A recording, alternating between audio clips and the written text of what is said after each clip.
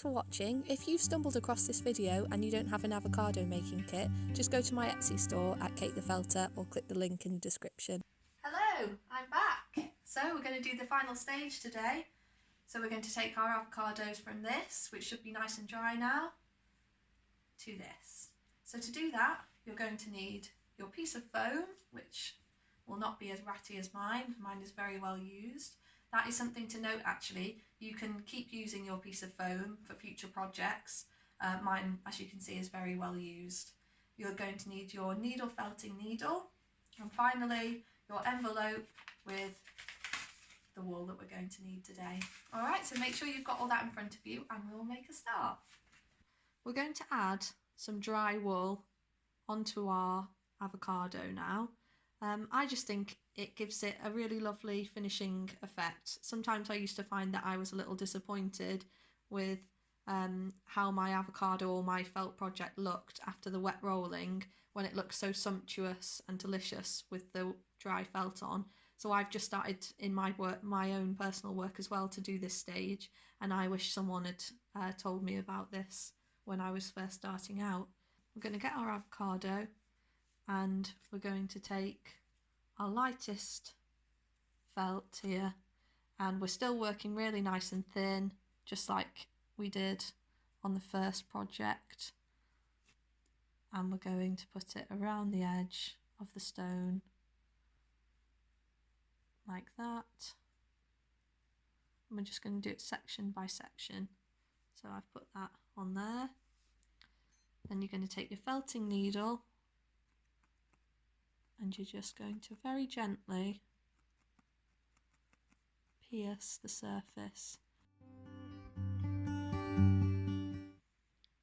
like that. So we're just going to build up those layers. So I'm going to go around and do that now. So you might look at this technique and think, well, hang on a minute, why did we go to all the effort of laying out all the fibres for the felt and trying to make it look as realistic as possible at the beginning? Why don't we just do it all like this? Now, I've experimented with that myself, but I think through experimentation, this is the best way to do it. It looks so much nicer to try your hardest and through every stage and then build on top, rather than to do the whole project with the dry needle felting, because we've got a really nice background to work on top of.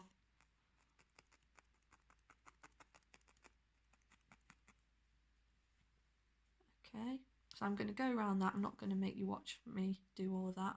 So I'll get that done and then we'll do the next bit together.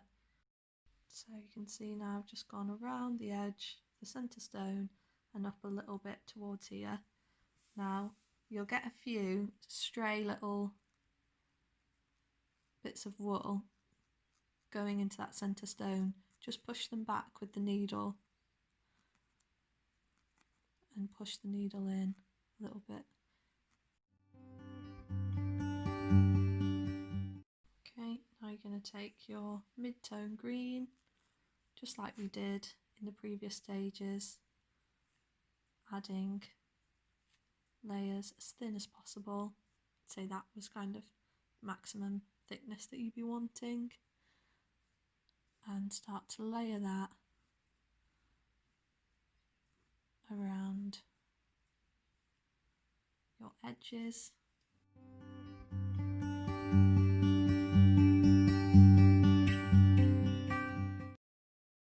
Okay, so I've added my outer layer now, the mid-tone green, and I can see that I'd like to do a bit more blending between my lightest green and this layer here. So I'm going to start taking my lightest green, placing it on,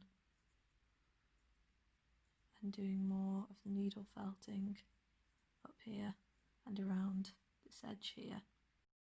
So I moved up my lighter green up here, and now I'm starting to add some of the mid-level mid-tone green over the top of that.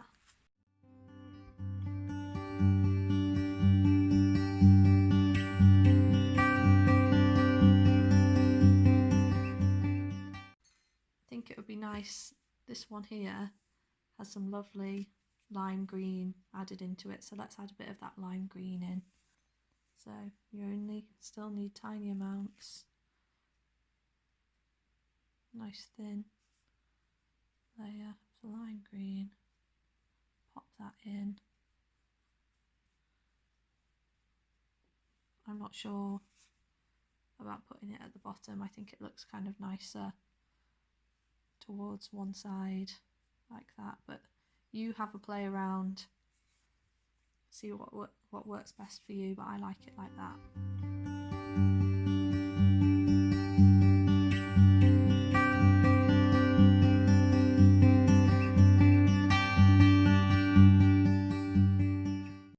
Now I've put some yellow in for you as well, because I think yellow works really nicely. Just tiny amounts though. That's gorgeous, I think.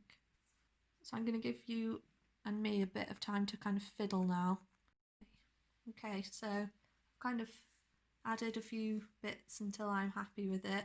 So I added more of the light green across here, a bit of yellow up here, a bit more of the mid green around this section.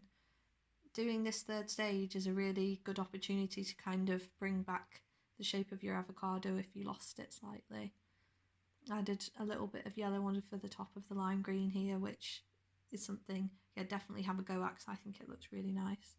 You can take your finger as well and you can just bring out that centre stone.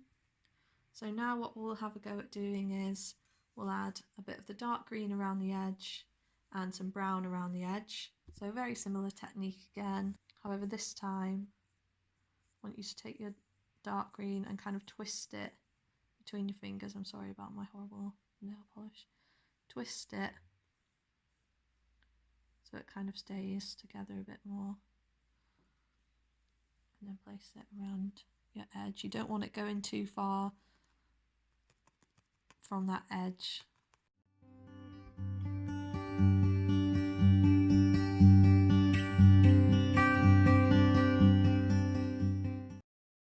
Okay, so I've added my brown, I've gone all around my edges. I've just left one little section here because I think it's quite nice to sometimes leave some bits without the outline around the edge. So now it's up to you whether you want to add any more to your stone. I'm really happy with the blend I've got between the brown and the orange. If I was going to add anything, I would perhaps experiment with adding a new highlight. So I'll have a go at that. Again, if you don't like it, you can take it off. Well, I have to say I'm really happy with how that turned out. We've got our close-up here, our blending between our tones. I hope yours has turned out well and you're happy. If you need any help, you can always contact me at katethefelter@gmail.com, and I'm always available on Instagram too, at katethefelter. Oh, thank you so much for joining me to make this avocado today. I really hope that you're happy with your results. They look brilliant like this, but they look even better in a frame like this. I just wanted to show you that quickly. If there's anything else that you'd like to learn how to make, just write it down into the comments. Please like and subscribe to my channel if you've enjoyed this video and it's been helpful. And also if you'd like to see more of my personal work, you can find me at Kate the Felter on Instagram.